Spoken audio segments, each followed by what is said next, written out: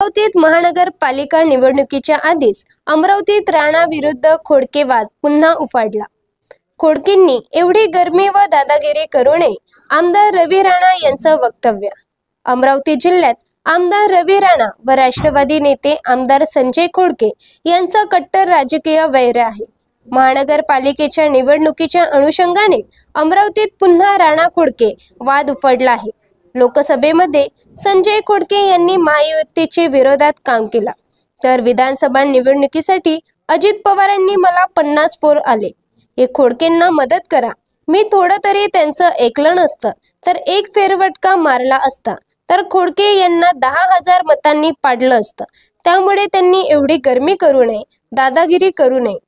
3 वेळा त्यांना पटकरणी दिल्यानंतर सुधारणा झाली नाही। जे लोक नेहमी अहंकारामध्ये राहतात त्यांचा अहंकार जनतेने चूर केला आहे, असा हल्लाबोल रवी राणा यांनी केला।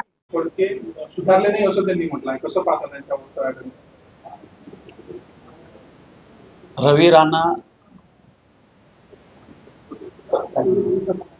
रवी राणांनी आज मला काहीतरी सांगितलं, तर आपण सांगून राहिले, त्यांनी मला काहीतरी धमकी दिली।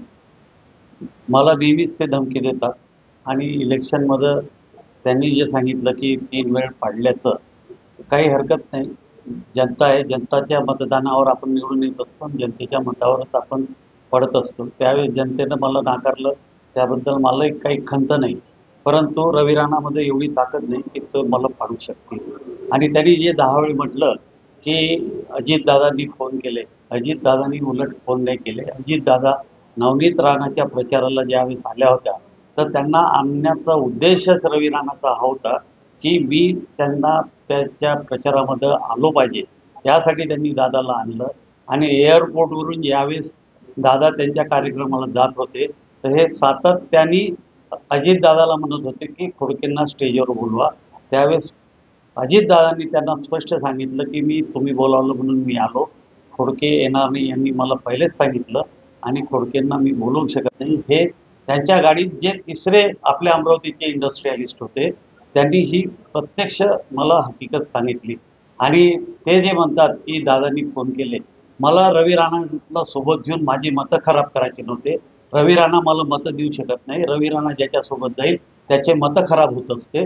म्हणूनच मी पहिल्यांदाही सांगितलं मागच्या वेळेस, तर भारतीय जनता पार्टीसोबत महानगरपालिकेच्या किंवा जिल्हा परिषदच्या निवडणुकीमध्ये रवी राणाचा पक्ष जर असेल तर मी BJP सोबत युती करणार नाही, हे मी त्याही वेळेस सांगितलं आणि आजही सांगितलं।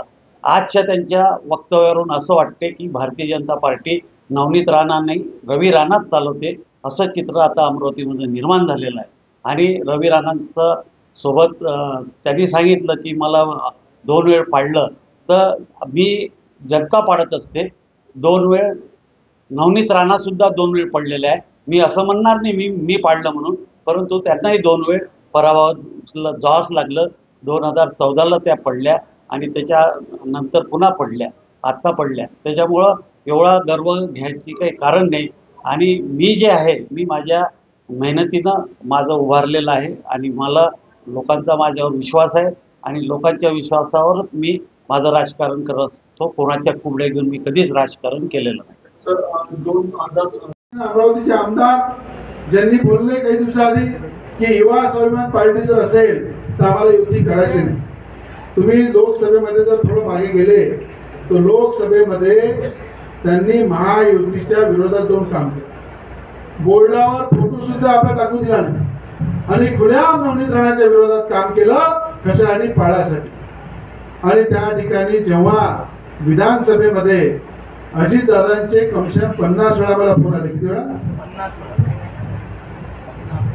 राष्ट्रवादीचे नेते प्रफुल्ल पटेलजी यांचे 50 वेळा फोन आले की खोडकेंना मदत करा, अमरावती मतदारसंघाची आमची एक सीट उभी आहे, त्यांना मदत करा। पण आज 2000 मतांनी आलेला माणूस निवडून एवढा वाजत आहे, पण मी थोडासा जर त्यांचं जर ऐकलं नसतं, एक फेरफटका जर अमरावती मतदारसंघात मारला असता तर 10,000 मतांनी पाडलं असतं। तर एखाद्या त्यांनी एवढी गुर्मी करू नये, एवढी दादागिरी करू नये। माणूस जेव्हा मोठा होतो तेव्हा नम्र असला पाहिजे। लवचिक असला पाहिजे, सगळ्यांचे आभार मानले पाहिजे, सगळ्यांना विनंती केली पाहिजे. पण मी नेहमी पाहिलं की 3-3 वेळा फटकणी दिल्यानंतर सुधारले. सुधारलं पाहिजे. म्हणून मला एवढंच सांगणं आहे आपल्या माध्यमातून की जे लोक नेहमी अहंकारामध्ये राहतात त्यांचा अहंकार या जनतेने सगळ्यांनी चूरचूर केलेला आहे. आपल्याला माहित आहे नवनीत राणांच्या विरोधामध्ये ज्या लोकांनी एकत्र येऊन नेत्यांनी आपली गाठ बांधली होती की नवनीत राणाला पाळायचं आहे, पण नवनीत राणाला पाळून त्यांनी काय केलं?